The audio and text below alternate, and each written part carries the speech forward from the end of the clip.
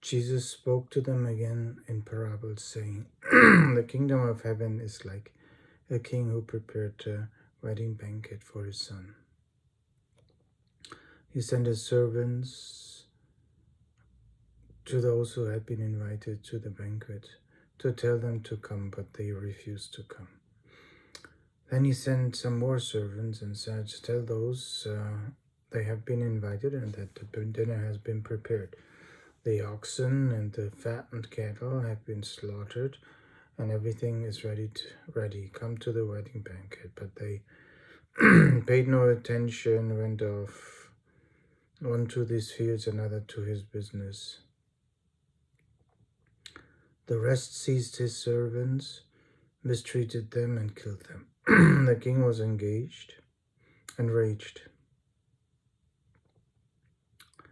He sent his army and destroyed those murderers and burned their cities.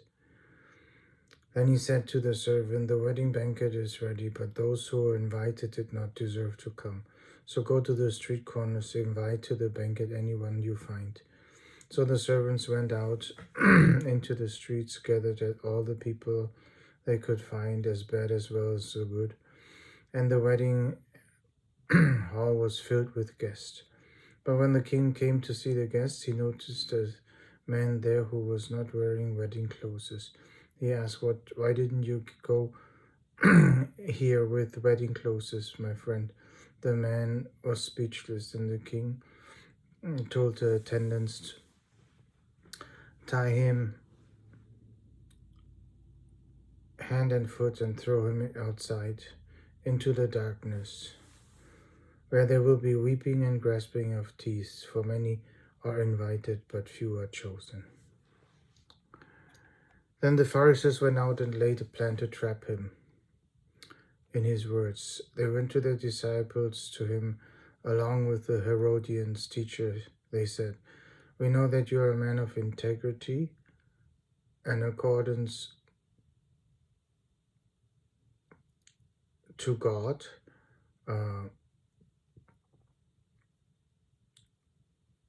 You aren't swayed by others because you pay no attention to who they are.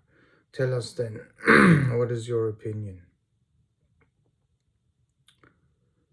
Is it right to pay imperial taxes to Caesar or not? You hypocrites, why are you not trying to trap me? Show me the coin used to the poor for paying the taxes. They brought him a denarius, and then he asked, Whose face is this? Caesar's, they replied. And then he said to them, So give back to Caesar's what Caesar's, and to God what to God's. When they heard this, they were amazed, so they left him and went away. That same day, the Sadducees, who say there's no resurrection, came to him with a question. Teachers, Moses told us if a man dies with his children, his brothers must marry the widow and raise the offspring for him. Now there were 7 brothers amongst us. The first one married and died, and since he had no children, he left his wife to his brother. The same thing happened to the second, to the third, and right down to the 7th. Finally, the woman died, and now the resurrection. Whose wife will she be in heaven? Jesus replied, You are in error because you do not know the scriptures of the power of God. At the resurrection, people will neither marry nor will be they given a marriage. They will be like angels in heaven. But about the resurrection of dead, I have not read what God said to you. I'm the God of Abraham, I'm the God of Isaac, the God of Jacob. He's not the God of the dead, but of the living. When the crowd heard this, they were astonished of the teaching. Hearing that Jesus had silenced the Sadducees, the Pharisees got together. One of them, an expert of law, tested him with this question. Teachers, which is the greatest commandment of law? And Jesus replied, love the Lord your God with all your heart and with all your soul and with all your mind. This is the first and greatest commandment. And the second is like it, love your neighbor like yourself. All the law and the prophets hang on those two commandments. While the Pharisees were gathered together, Jesus asked them, what do you think about the Messiah?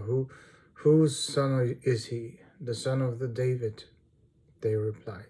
He said to them, how is it then that David, speaking by the Spirit, calls him Lord?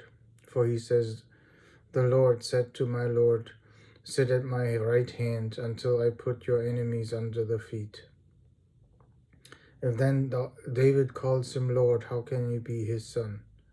No one could say a word in reply, and from that day on, no one dared to ask him any more questions.